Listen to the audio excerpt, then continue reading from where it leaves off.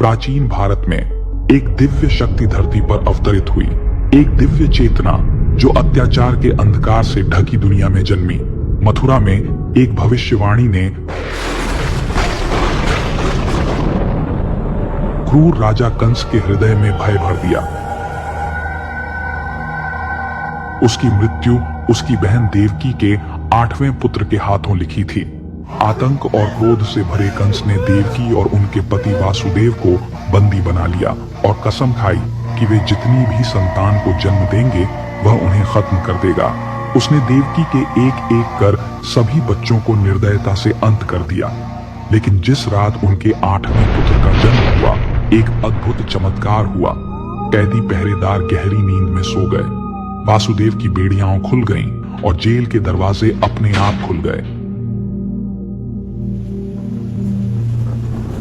उस गहरी रात में वासुदेव अपने दिव्य शिशु को उठाए उफनती यमुना नदी पार कर शांत गांव गोकुल पहुंचे। वहां उन्होंने अपने प्रिय मित्र नंद और यशोदा को शिशु सौंप दिया।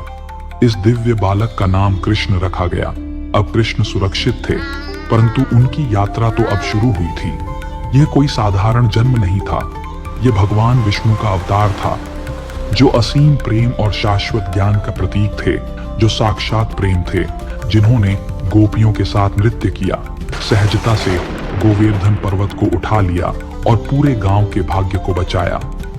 कृष्ण के बचपन के दिन दिव्य शरारतों और मोहक लीलाओं से भरे थे।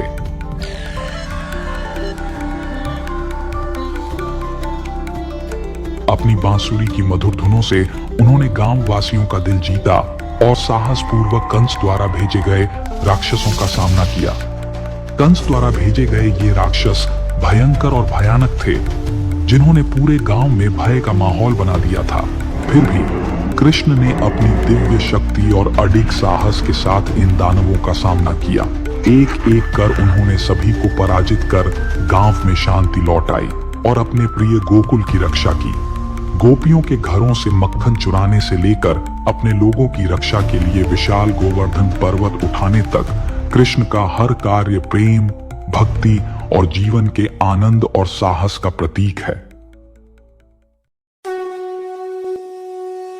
धर्म के बिना संसार अंधकार में डूब जाता है।